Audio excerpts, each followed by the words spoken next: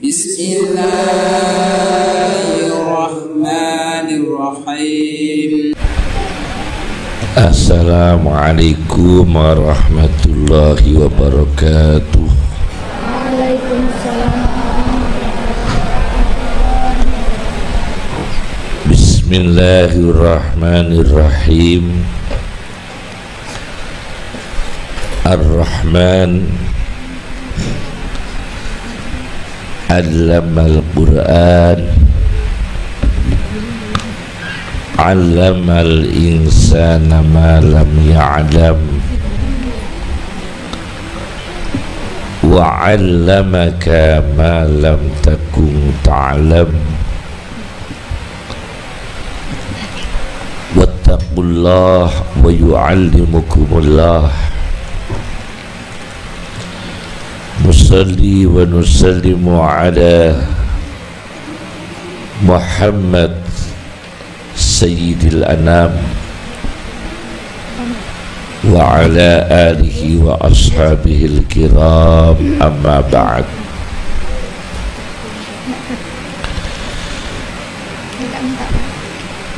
Para kiai, para ulama yang saya hormati,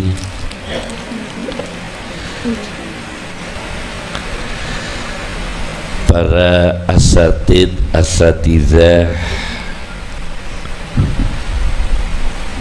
insya Allah barokah semua,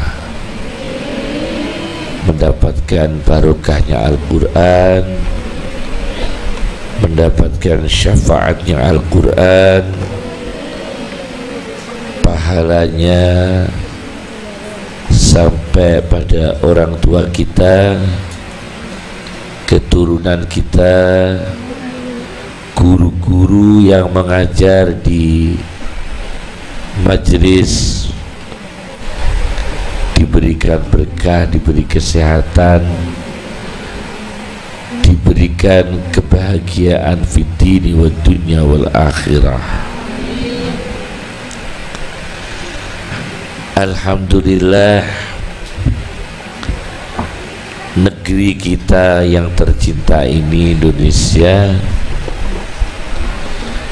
mempunyai tidak kurang dari 2,5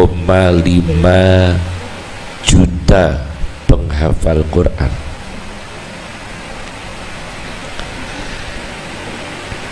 2,5 juta penghafal Al-Quran. Jumlah ini lebih banyak daripada TNI Polri dijadikan satu. TNI, tentara dan polisi kita dijadikan satu, itu jauh di bawah jumlah penghafal Al-Quran di negeri kita. Alhamdulillah.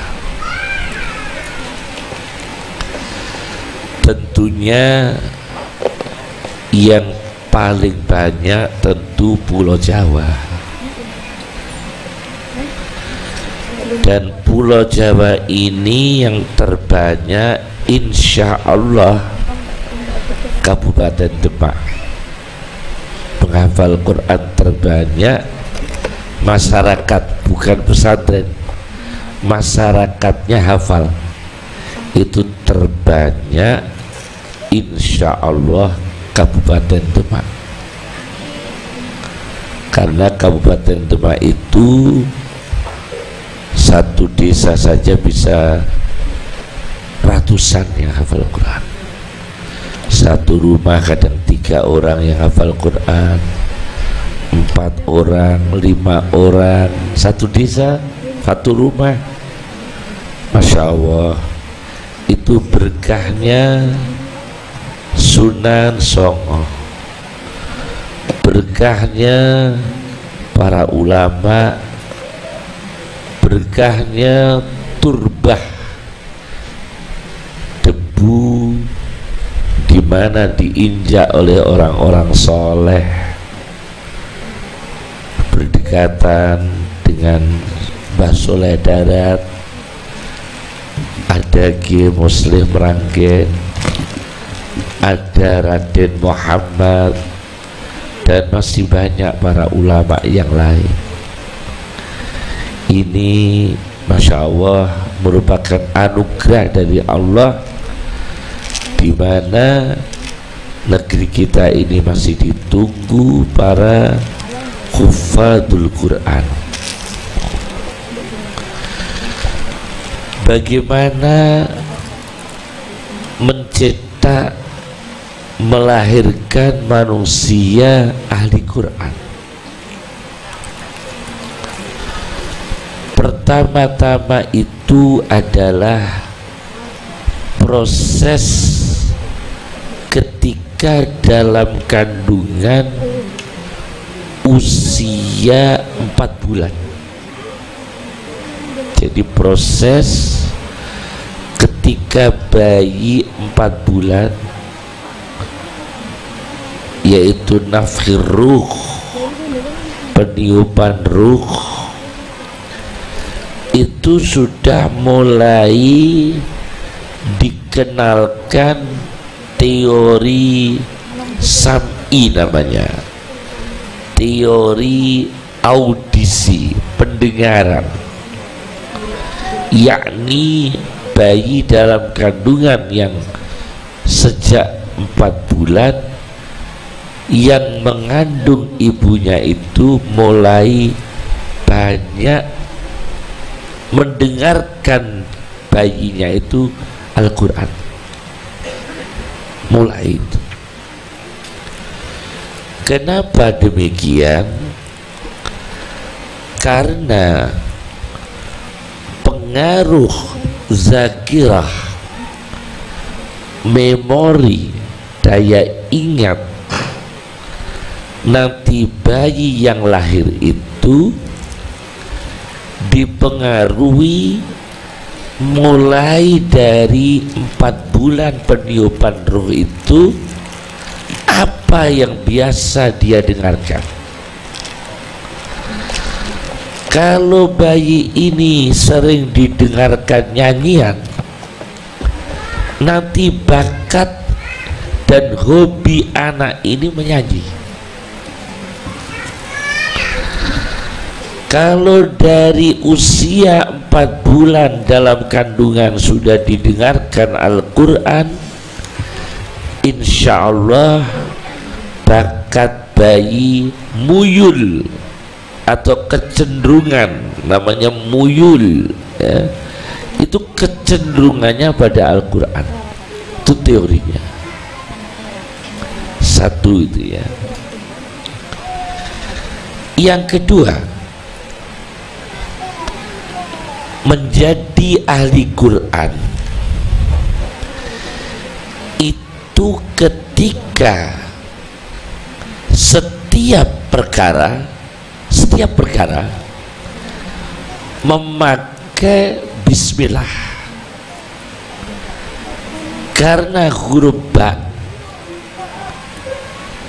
yang jumlahnya tidak sedikit itu pertama dalam Al-Quran. Bismillah, sampai bismillah dalam Al-Quran itu dibagi menjadi beberapa bagian sampai ada bismillah berlalu lintas. Al-Quran membicarakan tema lalu lintas itu dengan bismillah. Bismillahi majriha wa mursaha. Bismillah majriha ketika kapal berjalan, wa mursaha ketika kapal berlabuh, ketika mobil berjalan, ketika mobil berhenti. Bismillah. Berarti lalu lintas dalam Al-Quran itu diingatkan dengan bismillah. Karena apa? Banyak kecelakaan, banyak tragedi, banyak kematian di lalu lintas. Maka Al-Quran membicarakan lalu lintas dengan bismillah. Bismillahi majriha wa mursaha. Itu bismillah. Kemudian ketika surat diplomasi politik pakai bismillah. Dakwah yang mencapai antar negara,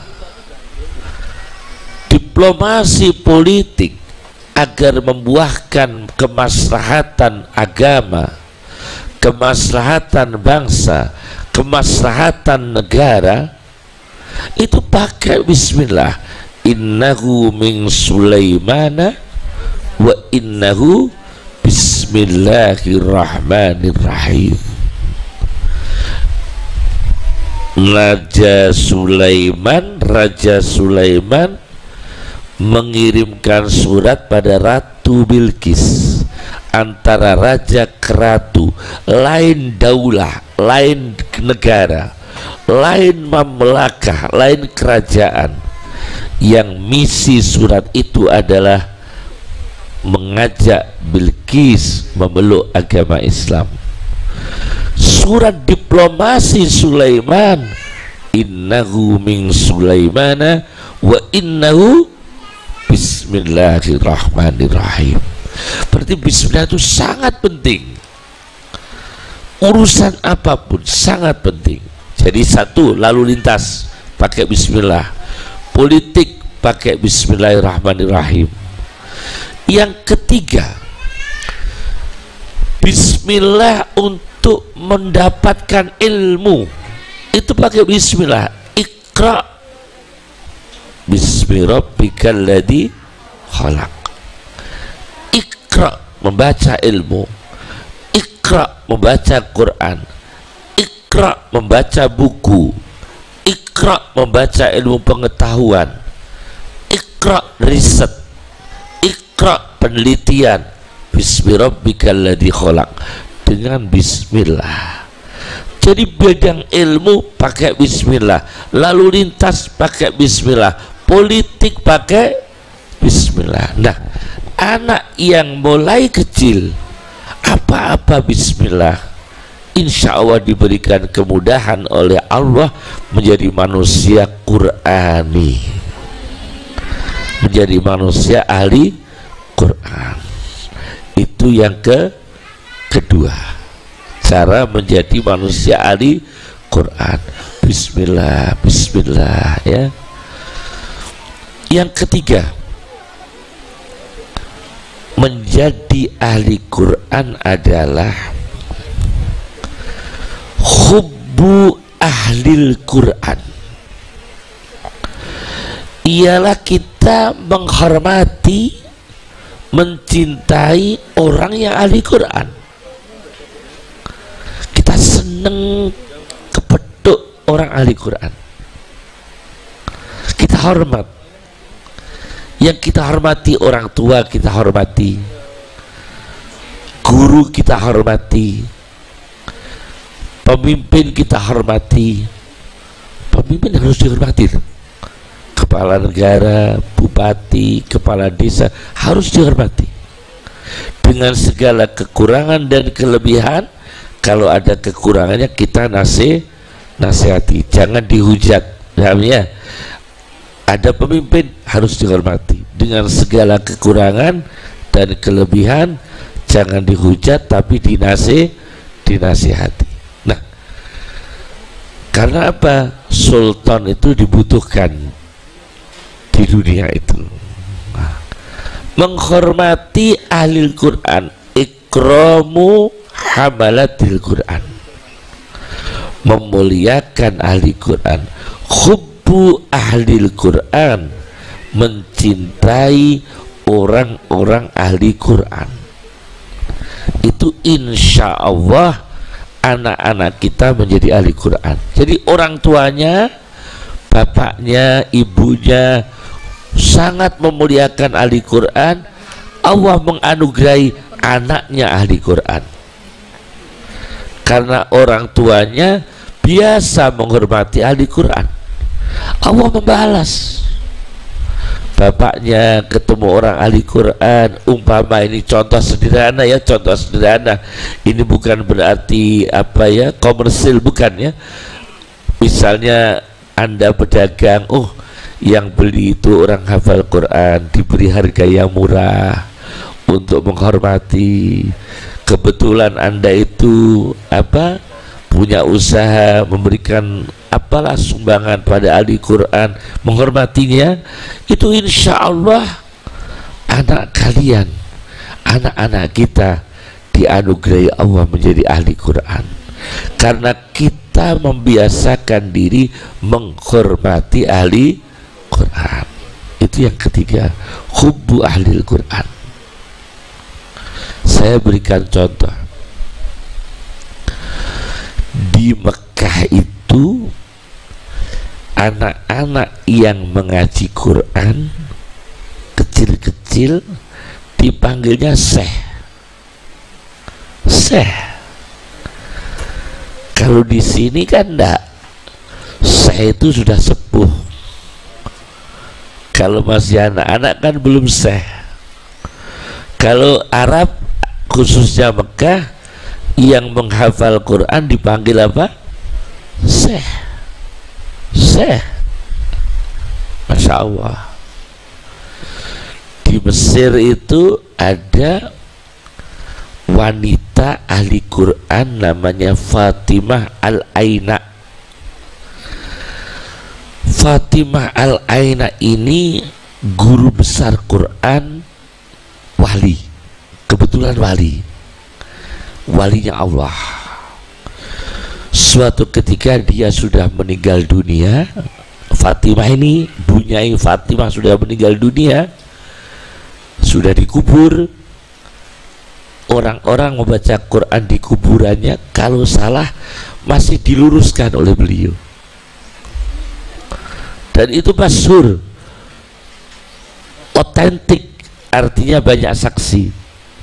Jadi kalau ziarah ke makamnya Nyai Fatimah, orang-orang baca Quran, ada yang salah, dari dalam kuburnya ada suara, idghamnya belum betul, ikhfa'nya belum betul. Kira-kira kalau kita tahu lari enggak kita itu? Itu namanya siapa? Fatimah Al-Aina, seorang waliullah, perempuan ahli Quran, wali, mengajar Al-Quran sampai sudah wafat masih diberi karunia Allah di dalam kuburnya bisa meluruskan bacaan orang yang membaca yang masih hidup. Ada kesalahan, diluruskan di dalam kuburnya, dari dalam kuburnya. Yang cerita Syekh Yusuf An-Nabhani dalam karya Jami'u Karamatil Aulia, itu Syekhah Fatimah Al-Aina ya. Itu kita cintai ahli Quran. Basim Asy'ari, ulama besar kita, itu kalau puasa Ramadan, ayah saya karena muridnya jadi tahu, itu kalau puasa Ramadan Basim Asy'ari itu ikut tarawih, ikut tarawih, yang ngimami pasti mantunya. Kalau tidak Kiai Idris yang lahir di Mekah, ahli Quran semua. Kiai Maksum yang punya sorof Nasoro yang suruh Nasron itu mantunya Basim Asy'ari, itu ahli Quran semua. Dan Basim menjadi makmum, sangat hormat kepada ahli Quran. Padahal Basim Asy'ari ulama besar ya, tapi tidak mengimami, tapi beliau menjadi makmum. Pak Lek saya Kiai Haji Sahal Mahfud, Pak Lek saya Kiai Haji Sahal Mahfud itu kan adik kandung sama ibu saya. Itu kalau tarawih santrinya yang hafidhul Quran yang imami, beliau menjadi makmum, dan beliau tidak pernah di depan, paling belakang, supaya santri keluar tidak berani. Jadi kalau tarawih santrinya tidak berani keluar, karena Kisal di pintu pol belakang, katanya begitu. Jadi santri cuapek pun tidak berani, karena Kisal pas di pintu pol belakang, mau keluar ketahuan Kisal. Jadi Kisal kalau tarawih itu yang ngimami santrinya yang hafidhul Quran. Nah, itulah bentuk ulama-ulama dulu, hubbu ahlil Quran, mencintai ahlil Quran. Sudah berapa itu? 3 ya? 3. Yang keempat menjadi ahlil Quran. Ini yang keempat adalah membiasakan membaca Al-Quran dengan waktu, khususnya menjelang tidur. Kenapa itu? Nanti ya saya jelaskan. Menjelang tidur sempatkan meskipun sedikit baca Al-Quran. Sampai Rasulullah SAW kalau menjelang sore, menjelang tidur, Rasulullah itu pasti tidak meninggalkan surat Al-Kafirun. Pasti itu. Surat-surat tertentu dibaca oleh Rasulullah menjelang tidur. Pasti itu. Sallallahu alaihi wasallam. Menjelang tidur baca surat apa? Al-Kafirun. Bukan baca Google, bukan baca WA. Mau tidur tuh baca Quran. Ada ulama Madinah namanya Syekh Ahmad Ismail. Syekh Ahmad Ismail ini tidak pernah melihat Quran 15 tahun. Jadi deresnya hafalan terus, tidak pernah melihat, tidak pernah melihat mushaf. Kenapa demikian? Karena kalau beliau itu lupa,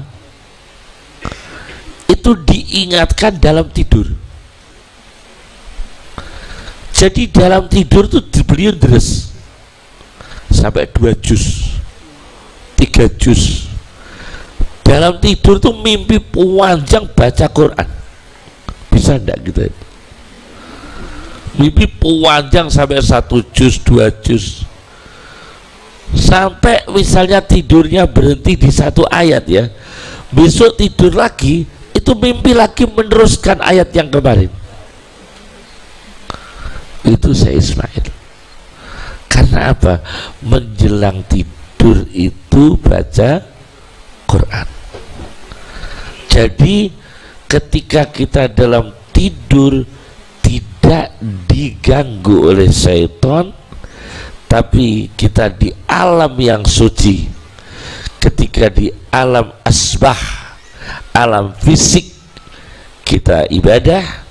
Ketika di alam arwah, yaitu tidur, kita ibadah, yaitu baca Quran. Biasakan membaca Al-Quran sebelum tidur. Maka Rasulullah SAW mensunahkan kita sebelum tidur itu wudu dalam keadaan suci, ya kan? Sebelum tidur kita disunahkan Rasulullah SAW untuk wudu suci. Nah, ini yang keempat. Yang kelima, kepingin menjadi orang ahli Quran, ini yang paling sulit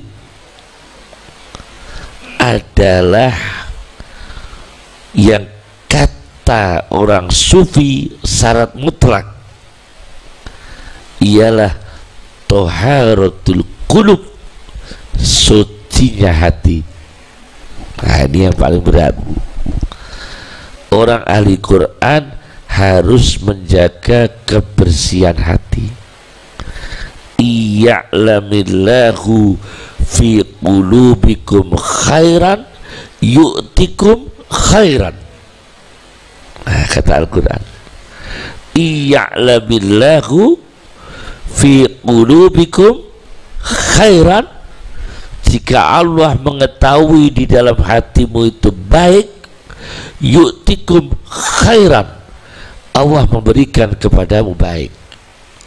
Berarti datangnya anugerah, datangnya ilmu, datangnya fadilah, datangnya karamah tergantung bersih dan kotornya hati kita. Kalau bersih hatinya, datang ilmu, datang mauhabah, datang laduni, datang macam-macam ilmu. Itu karena hatinya bersih. Saya kasih contoh nanti. Ini ada kasus yang antik. Syekh Salim Asy-Syatiri, ulama Yaman,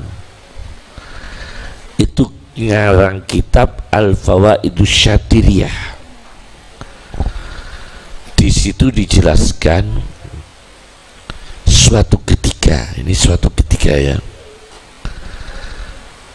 ada kapal sedang berlayar di tengah-tengah samudra. Mendadak kapal itu berhenti.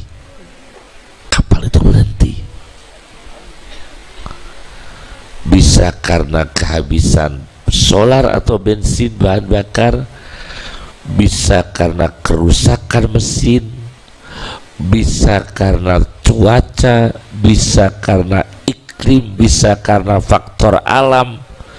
Mendadak, bahkan kalau di tengah laut itu nyuwun sewu Pak, kapal berarti faktor mistik, kan banyak angker. Laut itu angker. Laut itu angker. Dengan daratan insya Allah lebih angker laut. Angker Pak laut itu. Faktor mistiknya. Mendadak kapal itu berhenti.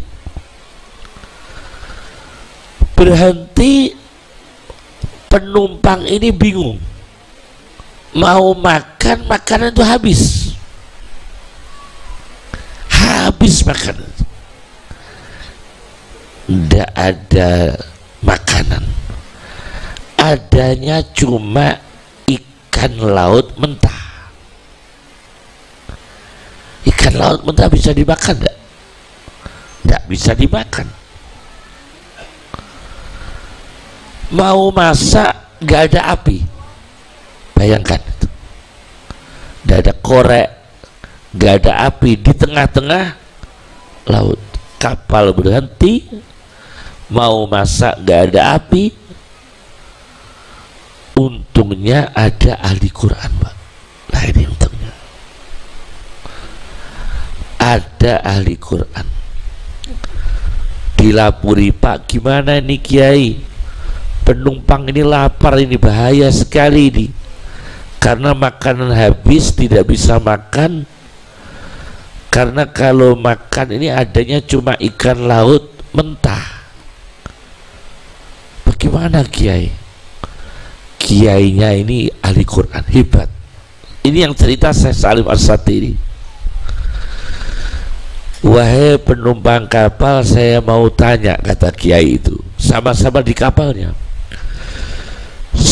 Di antara kalian yang pernah makan harta anak yatim siapa? Mendadak, coba ngaku, ayo ngaku, yang pernah makan harta anak yatim siapa? Ini kita tidak bisa makan karena mau bakar ikan tidak ada api. Siapa yang pernah makan harta anak yatim? Saya Kiai. Ada yang ngaku. Sudah cukup. Kenapa Kiai? Gini ya, kata kiainya itu, Al-Quran mengatakan orang yang makan harta anak yatim dengan dolim, di dalam perutnya ada apinya. Ini orang perutnya mengandung api. Innalladzina ya'kuluna amwalal yatama dzulman innama ya'kuluna fi butunihim nara wa sayaslawna sa'ira. Innal ladina ya'kuluna amwalal yatama dzulman, sesungguhnya orang-orang yang pernah makan harta anak yatim dengan kedoliman, sungguh mereka makan di dalam perutnya itu makan api. Jadi Anda ini pernah makan harta anak yatim, betul Kiai, di dalam tubuh Anda ada apinya. Kaget semua, ini kan ilmu baru itu kan. Tapi kalau kita yang mempraktekkan belum tentu bisa ini kan. Akhirnya sudah, kamu terlentang. Kamu yang pernah makan harta anak yatim terlentang, tidur terlentang. Ambilkan kain diambil, ditaruh di mulutnya orang itu, tiup, keluar api Pak, tiup keluar api. Begitu ditiup keluar api, akhirnya bisa masak semua sekapal itu, bisa bakar ikan semua, karena ada api yang keluar dari mulutnya siapa?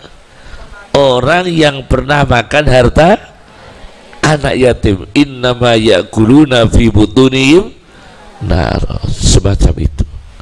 Itu hebatnya orang ahli Quran, kok tahu pikiran begitu. Kalau kita sudah bingung ya kan, kok tahu pikiran begitu. Itulah ahli Quran. Jadi dia harus jernih pikirannya supaya tahu ilham dari Allah. Itu kan ilham dari Allah.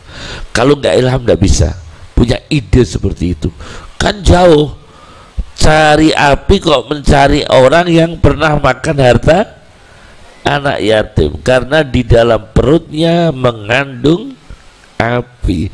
Innama ya'kuluna fi butunihim nar. Masya Allah. Jadi ahli Quran harus bersih hatinya. Ada lagi Imam Hamzah, Imam Nafi'. Imam Nafi' itu ahli Quran Madinah. Semua ulama tahu. Nafi', Ibnu Katsir, Abu Amrin, ya, Kisai, itu kan ahli Quran semua. Hamzah ahli Quran semua. Nah, Imam Nafi' ini, beliau itu Masya Allah hatinya bersih. Setiap hari jamaah di masjid 60 tahun, terus 60 tahun.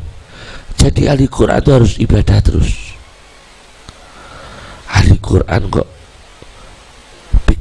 piknik terus, gak pada apa terus. Saya ahli Quran kok piknik terus. Nyuwun sewu lho nggih, nyuwun sewu. Kita kok ora pate apa terus ya piknik kolo-kolo lagi, kolo-kolo piknik. Mau ahli Quran kok piknik terus.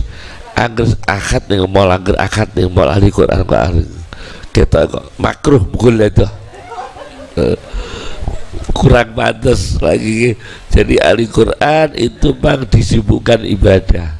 Nah, Nafi' ini Masya Allah, jamaah di masjidnya Nabi itu Rasulullah SAW itu 60 tahun terus baca Quran ibadah, baca Quran ibadah. Guru besarnya Imam Maliki. Jadi Imam Maliki itu muridnya Imam Nafi'. Suatu ketika Imam Nafi' itu tidur ya, didatangi Rasulullah SAW dalam mimpi. Rasulullah membaca Al-Quran, menempelkan tutuk. Rasulullah tahu tutuk di bahasa Kromo ini mulut ya, karena kita menghormat Rasulullah, bahasanya ojo muni cangkem, gak pantas Kanjeng Nabi kok cangkem, ndak boleh ya cangkem lah awak dhewe.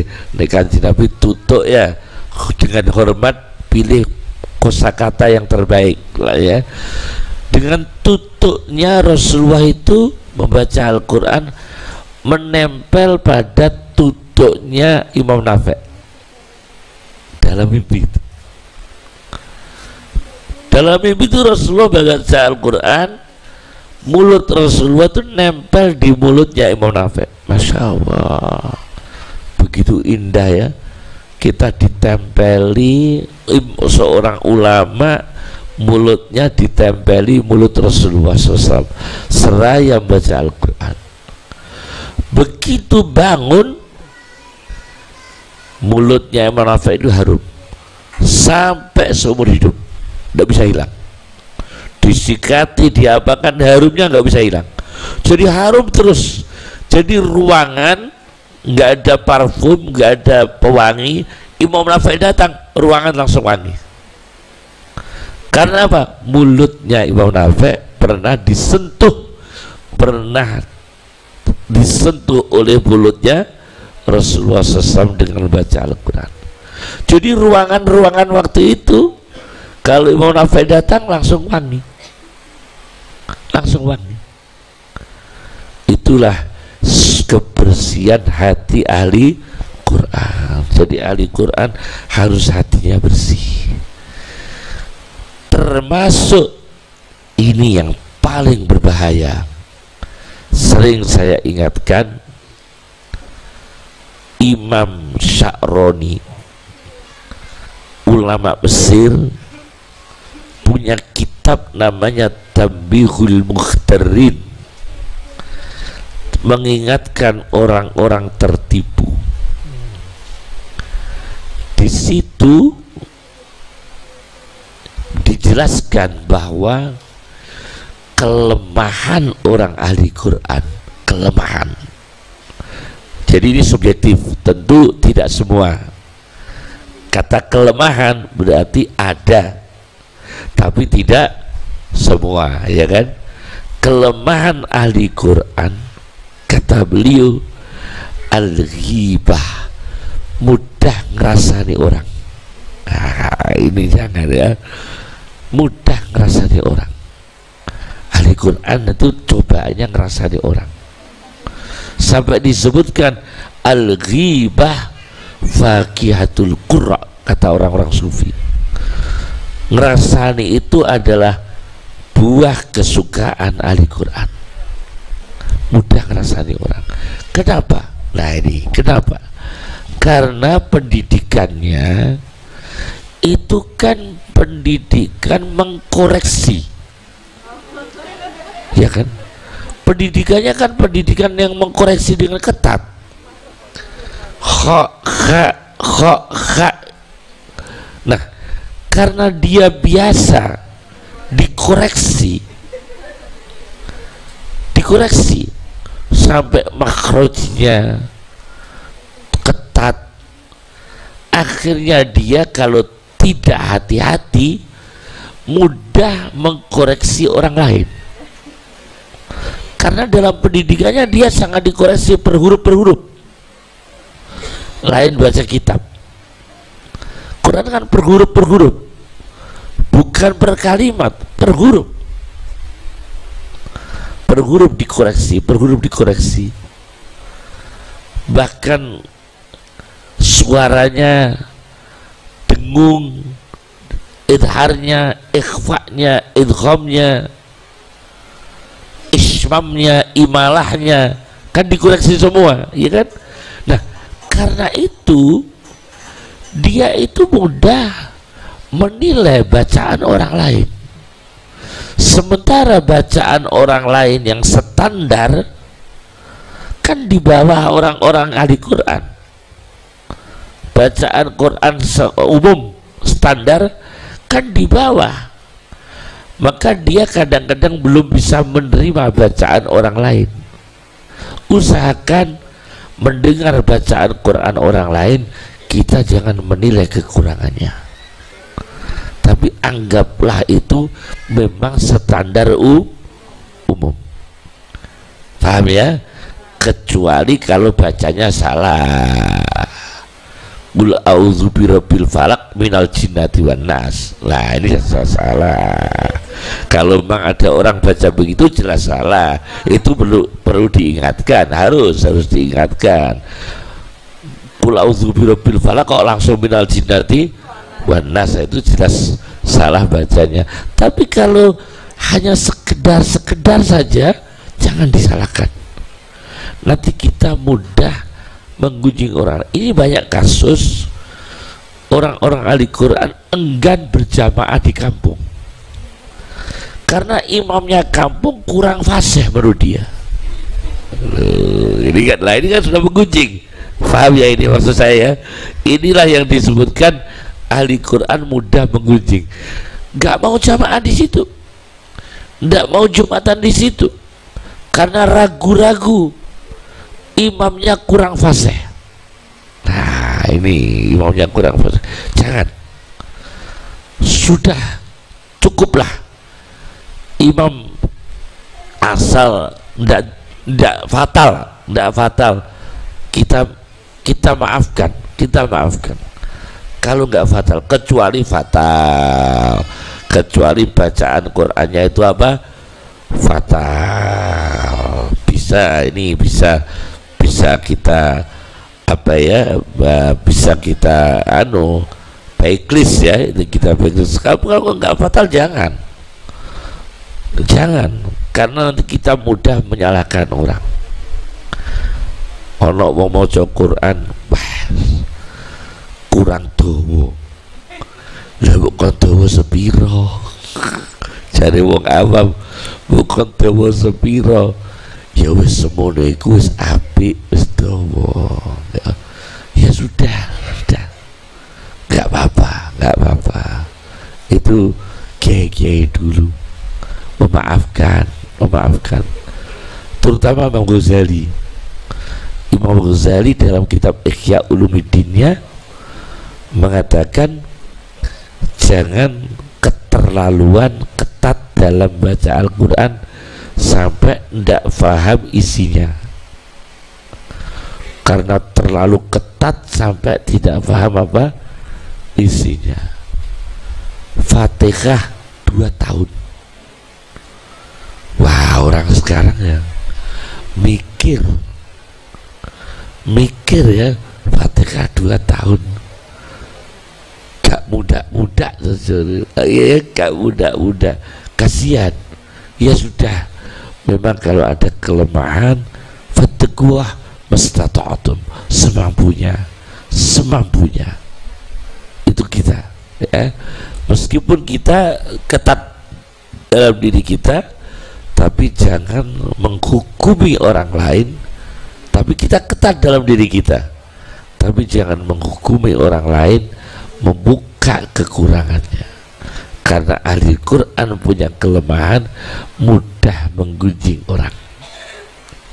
Termasuk dia ahli Quran, Masya Allah, orang yang ahli Quran itu dulu ada Syekh Ibnu Hajar sama Syekh Romli. Itu 2 ulama besar terhebat pemimpin Madzhab Syafi'i sedunia waktu itu. Syaikhain Ibnu Hajar Al-Haytami dan Imam Romli. Imam Romli ini kaya raya, kiai kaya raya. Siapa namanya? Imam Romli. Ibnu Hajar ulama besar tapi kekurangan secara ekonomi, kekurangan. Mungkin ini kekurangan. Dulu tuh ulama dulu tuh belum ada istilah proposal kok ya. Jadi masih lugu-lugu kan. Syekh Romli itu kaya raya, Syekh Ibnu Hajar kekurangan. Nah, suatu ketika Syekh Romli ini datang haji, karena orang kaya sering haji. Istrinya piknik di kolam renang bersyariah, Sekarang kan ada kolam renang yang bersyariah ya, khusus perempuan-perempuan, laki-laki, kolam renang yang bersyariah. Carinya begitu kita sekarang ya, kalau di kolam renang yang bersyariah. Nah, pas di situ istrinya Imam Romli ketemu istrinya Ibnu Hajar. Satu punyai kaya, yang satu punyai kekurangan. Sama ahli Quran, suaminya ahli Quran semua. Masya Allah. Lah ini Imam Romli istrinya nyindir Pak. Lah ini lo ini keluarga nyindir. Romli itu artinya kan pasir. Romli itu artinya apa? Pasir. Ibnu Hajar artinya batu. Nah itu punyanya nyindir. Punyai pasir kok lebih kaya daripada batu. Nah, ini Pak ghibah ini ya. Kok ono ya dunia saiki pasir iso ngalahno watu. Punyainya Imam Romli nyindir sama punyainya Ibnu Hajar Al-Haytami yang punya fatwa hadis ya. Ibnu Hajar Al-Haytami kan masyhur, Imam Romli juga masyhur. Kok sempet-sempetnya punyainya Imam Romli terlontar kata-kata pasir kok ngalah no watu, watu kok kalah karo pasir. Sebab punyai Imam Romli baru datang haji, punyai Ibnu Hajar mungkin belum haji, nggak punya uang atau jarang haji. Lu kok disindir, kok sugih pasire ketimbang watu nih. Ini berarti dulu sudah ada nyindir-nyindir seperti itu, sudah ada. Nah itu dihindari. Ahli Quran gelangnya 10 dipakai semua. Jangan nganggu gelang siji loro wae, 10 dienggo kabeh sampai pol sikut. Loh, saya pernah beli bakso Pak, beli bakso yang jualan yang saya ngedoli niku wedok niku jiko dudoi kangelan, tak delok kok jiko dudoi kok kangelan, timbane niku tangane niku gelange ngatek sikut. Ini bakul bakso ini. Masya Allah, jangan, ahli Quran jangan ya. Jadi ahli Quran begitu, harus hatinya bersih ya, hati harus bersih. Yang nomor berapa sampai lupa nomornya, pokoknya selanjutnya lah, selanjutnya ya, selanjutnya orang ahli Quran tidak boleh tidak boleh tidak. Kata ahli Quran pesannya, baka idza dhahikan nas, di saat orang tertawa dia menangis. Begitu. Qama idza naman nas, di saat orang tidur dia berdiri qiyamul lail. Ahli Quran.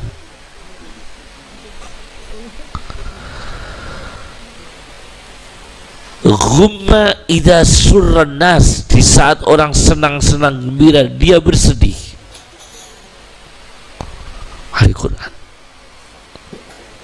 Jadi ahli Quran itu berat, harus berani mempersiapkan diri. Orang-orang senang-senang dia ndak di rumah baca Quran. Imam Syafi'i kadang sehari khatam sekali, kadang 2 kali tiap hari. Imam Syafi'i itu sehari 30 juz 2 kali, sehari 30 juz 2 kali. Imam Maliki kalau Ramadan tidak pernah ngajar kitab, libur khusus baca Quran. Kalau Ramadan, kalau Kiai Jawa kan tidak, kita kalau Ramadan malah ngajar kitab. Tapi Imam Maliki tidak, kalau Ramadan fikihnya berhenti, khusus ibadah Quran. Itu Imam Maliki. Jadi ahli Quran itu yang terakhir adalah di saat orang-orang itu senang-senang, dia ibadah, diwaca, dilalar, diistiqomahkan. Terus bagaimana Kiai kalau khed, kalau kita ini tidak suci, kita bagaimana? Apakah kita baca Quran karena kita punya tanggungan hafalan? Kalau kita tidak membaca, kita nanti lupa. Begini ya, jangan membaca, tetap sesuai hadis saja, tapi telinganya mendengar Quran. Paham? Kan sekarang Allah telah menganugerahi ada alat-alat. Jadi di HP kita duduk sendirian karena kita sedang haid, sedang nggak suci, baca Quran tidak bisa, kita mendengarkan. Paham ya? Mendengarkan.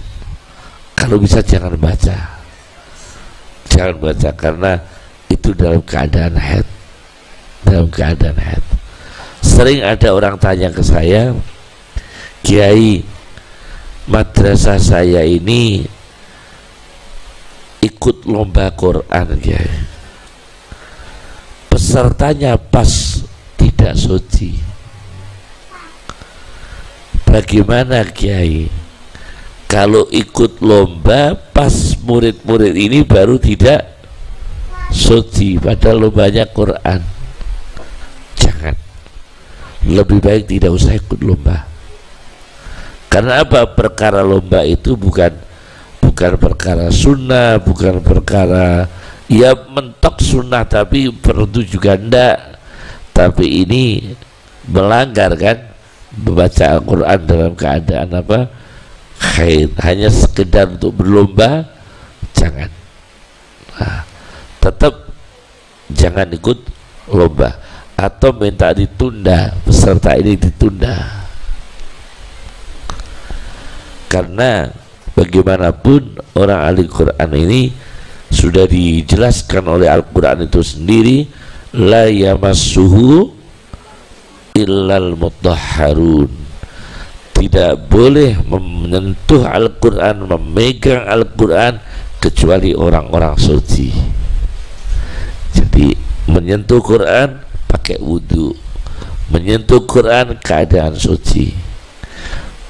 La yakra'u junubun Al-Quran, orang janabah tidak boleh baca Quran, haid tidak boleh baca Quran.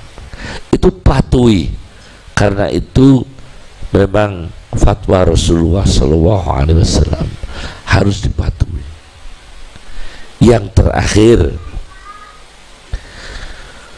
ada doa untuk memudahkan orang menjadi ahli Quran, hafal Quran, mengamalkan Quran.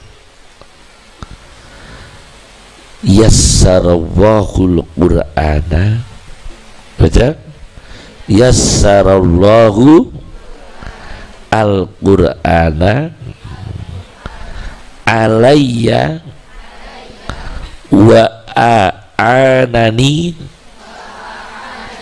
ala tilawatihi wa qarrabali kulla ba'idin. Yassarallahu semoga Allah memudahkan Al-Quran alayya pada diri kami, wa a'anani, dan semoga Allah menolong kami ala tilawatihi, untuk dimudahkan membaca Al-Quran, wa qarrabali, dan semoga Allah mendekatkan kepada kami kulla ba'idin, semua yang jauh. Jadi cita-cita yang jauh tercapai, perkara yang kelihatannya tidak kecapai, itu doanya. Yang kelihatannya jauh tercapai. Wa qarrabali kulla ba'idin, yassarallahu al-Qur'ana alayya wa a'anani ala tilawatihi wa qarrabali kulla ba'idin. Ada ulama namanya Hisham Al-Kalabi. Hisham Al-Kalabi itu yang ngarang kitab insyaallah Al-Asnam. Saya punya kitab Al-Asnam, kitab membahas berhala, namanya Al-Asnam. Hisham Al-Kalabi ini dia itu hafal kitab macam-macam, kitab apa aja hafal. Tapi sayangnya Quran tidak hafal. Aneh itu. Kitab berjilid-jilid itu hafal, berjilid-jilid hafal. Tapi sayangnya Qurannya tidak hafal. Oleh ibunya itu ngomel, gremengi, ngertas ya? Gremengi, cung, kowe ku apal kitab macam-macam kok Quran kok gak apal. Kitab apa ibu apal no kabeh. Lu Quran kok malah gak mbok apal no lah, cung. Ibu Hisham Al-Kalabi, kowe ku apa wae ibu apal no, sampai ngelotok apa apal kabeh. Kitab-kitab gudi-gudi lu kapal. Tapi kok Quran kok gak bu apal no.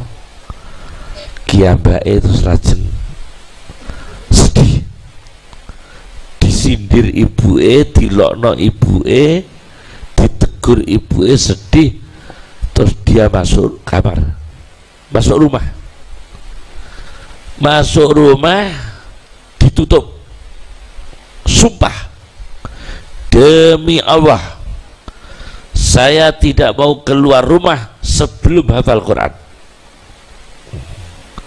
Sebab dilokno ibuke, demi Allah saya tidak mau keluar rumah sebelum hafal Quran. Akhirnya dia Hisham Al-Kalabi ini di dalam rumah tutup pintunya, 3 hari selesai, terus keluar hafal. 3 hari selesai. Aku saking pinter nih wong. Sumpun dari awadi meh sumpah ngono dibanding 3 tahun.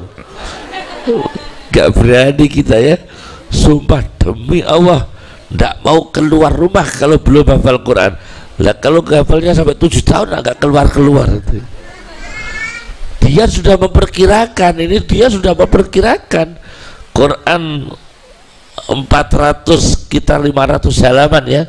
Kalau 1 juznya rata-rata kan 20 halaman. Kalau Quran cetakan Menara Kudus itu 1 juznya rata-rata 20 halaman ya kan ya. Kalau Menara Kudus, jadi kalau diglobalkan kali 30 ya, kali 30 600 halaman ya, sekitar 600 halaman kurang lebih ya, sekitar itu Qurannya. Dia sudah memikirkan, pokoknya ini saya sumpah demi Allah tidak mau keluar rumah kalau belum hafal Quran. tutup semua, 3 hari selesai. Waduh, ini orang hebat ini ya. Ini orang yang namanya sama Hisham Al-Kalabi. Ini Hisham Al-Kalabi itu orang hebat ya. Masya Allah, Hisham Al-Kalabi itu ada, Pak. Ini orang yang dimudahkan Allah Al-Quran. Yassarallahul Qur'ana alayya wa a'anani ala tilawatihi wa qarrabali kulla ba'id. Masya Allah. Ada lagi Sayyidina Umar radhiyallahu anhu, diceritakan oleh Syekh Yusuf Al-Kandahlawi. Syekh Yusuf Al-Kandahlawi itu yang punya kitab Hayatus Sahabah. Hayatus Sahabah, Syekh Yusuf Al-Kandahlawi. Di situ diceritakan Sayyidina Umar pernah mengunjungi seorang pemuda yang jantungnya itu lepas karena saking takutnya kepada Allah. Al-khawf falaqa kabidah, jadi livernya pecah saking takutnya kepada Allah sampai livernya pecah, akhirnya meninggal dunia. Begitu meninggal dunia, Sayyidina Umar ziarah kuburnya. Ini orang hebat ini, meninggal dunia karena takutnya kepada Allah. Ini fakta nih, hadis ini ya, fakta. Jadi orang ini saking takutnya kepada Allah sampai livernya pecah, hatinya pecah, meninggal dunia. Akhirnya dikubur, Sayyidina Umar ziarah. Nah, Sayyidina Umar ketika ziarah itu melantunkan Quran. Waliman khafa maqama rabbih jannatan. Orang yang takut kepada Allah, takut berdiri di depan Allah, mendapatkan 2 surga. Iya kan? Orang yang mati karena takut nanti di depan Allah bagaimana? Orang seperti ini, pemuda ini yang dalam kuburan mendapatkan berapa surga? 2 surga karena matinya karena apa? Takut kepada Allah. Lah ini dari dalam kuburan dia bersuara, tidak 2 surga Umar, tambah 2. Karena Qur'annya wa min dunihima jannatan, dia bilang gitu, surganya tambah 2 dan selain 2 surga tadi, jannatani ditambah 2 surga, jadi berapa? 4. Itu dia bilang dari dalam kuburan. Itu disaksikan orang banyak ketika ziarah. Waliman khafa maqama rabbih jannatan. Orang yang mati karena takut kepada Allah, berdiri di depan Allah, jannatan, mendapatkan berapa? 2 surga. Dari dalam kubur bersuara, bukan hanya 2 Umar, tambah 2, wa min dunihima jannatan. Selain 2 surga ditambah 2 surga, menjadi 4 surga. Masya Allah, ini orang-orang hebat yang dimudahkan Allah dalam masalah Al-Quran.